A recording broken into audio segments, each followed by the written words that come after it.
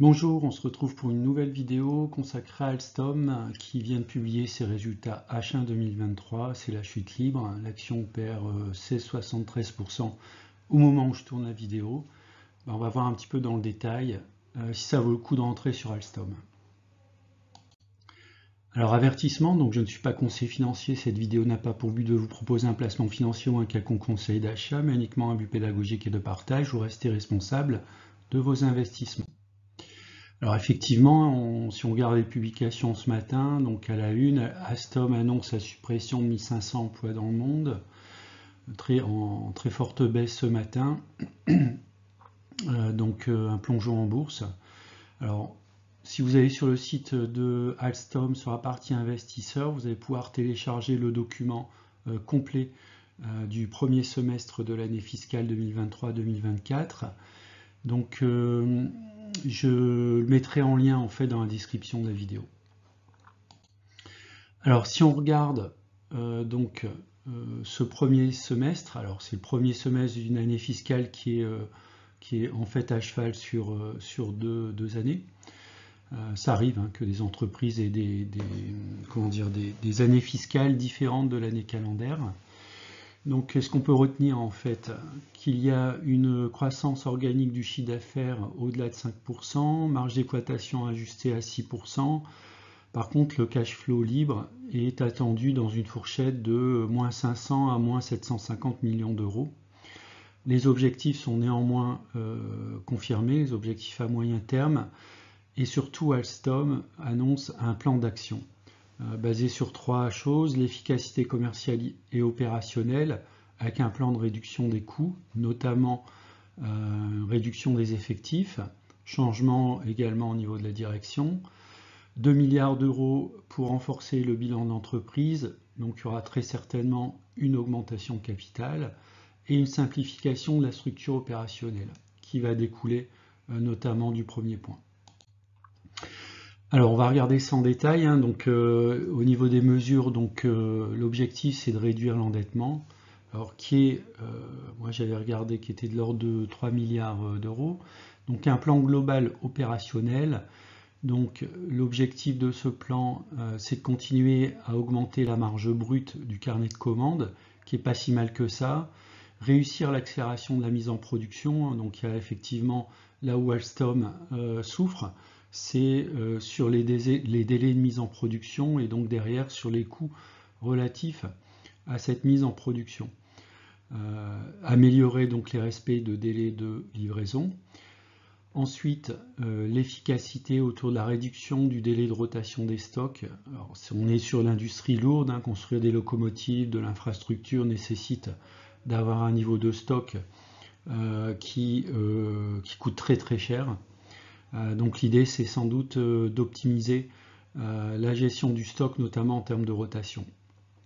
Et puis enfin le dernier point, c'est la réduction des frais généraux, avec la réduction d'environ 1500 emplois équivalents temps plein.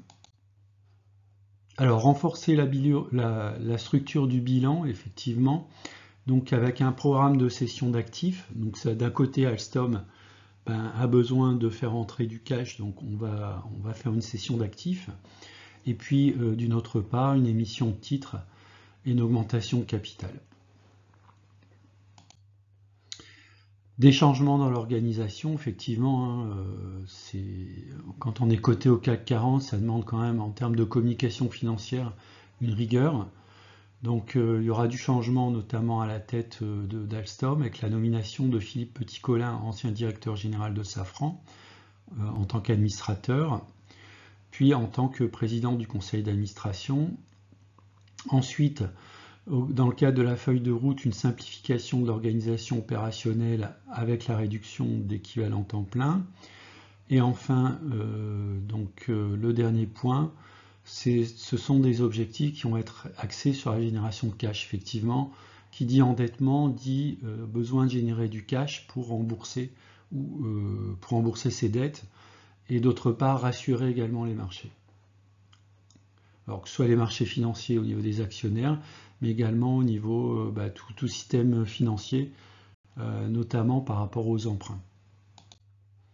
Alors les chiffres clés, donc les commandes reçues sont en baisse, donc de l'ordre de 16%. Ce qu'on peut voir, c'est que le résultat d'exploitation ajusté est en amélioration de 10%, donc ça c'est plutôt bien. La marge brute également en légère augmentation, 5%. Par contre, si on regarde la dernière ligne, le free cash flow libre, bien là c'est vraiment le plongeon, on passe d'une situation d'équilibre à quelque chose de fortement négatif, plus d'1 milliard en fait hein, de cash flow libre négatif. Ensuite, alors si on regarde la répartition géographique, on voit que le principal d'activité est basé en Europe pour le groupe Alstom, ce qui est bon à mon avis pas top. 65% globalement les 2/3 et puis ensuite c'est réparti sur l'Asie, Moyen-Orient et puis relativement peu dans les Amériques, hein, c'est-à-dire Amérique du Nord, Amérique du Sud. Si on regarde la répartition par produit, donc principalement matériel roulant, hein, c'est-à-dire des locomotives, des wagons, etc. Donc pour quasiment, enfin pour un peu plus de la moitié, 30% c'est du service, puis ensuite des systèmes et signalisations pour accompagner la mise en production.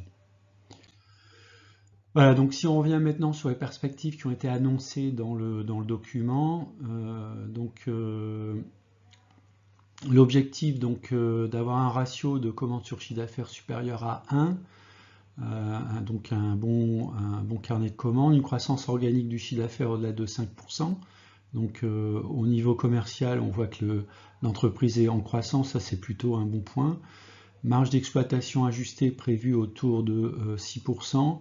Et puis la réduction en fait du cash flow libre, enfin la réduction de la négativité, c'est-à-dire une amélioration du cash flow libre tout en restant négatif. Entre parenthèses, ça veut dire négatif, donc moins 500, moins 750 millions d'euros.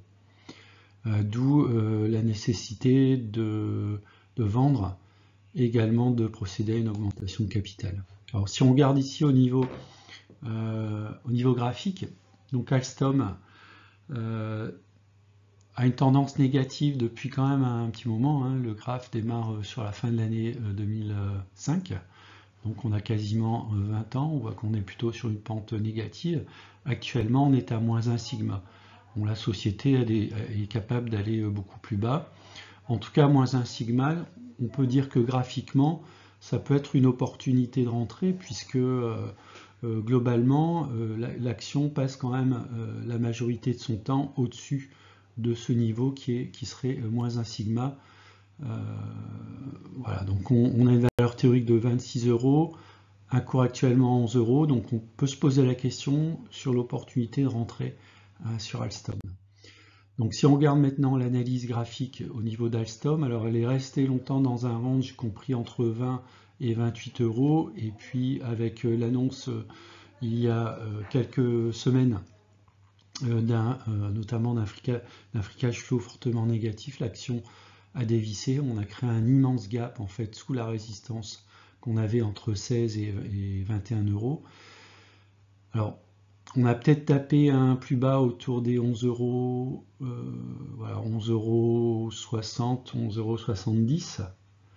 Donc on l'a tapé une première fois sur la fin du mois d'octobre, une deuxième fois ici aujourd'hui, donc peut-être que le couteau est planté dans ces eaux-là, ce qui pourrait être un point d'entrée en fait. Alors, position et stratégie sur Alstom, donc j'ai pas Alstom en fait, hein, pour une raison simple, c'est que pour moi les ratios sont plutôt dégradés, ça date pas d'aujourd'hui. Si vous regardez par exemple des éléments comme le ROE ou ROA, on voit qu'il est négatif, donc c'est pas très bon. On voit que les marges, même si la marge brute est plutôt bonne, 12%, on voit qu'il y a un problème au niveau opérationnel, on a une marge opérationnelle négative. Bon, avec les mesures, je pense que ça va s'améliorer, mais on a quand même au final une profitabilité nette qui est négative, ou en tout cas proche de zéro si on regarde sur les 5 années glissantes.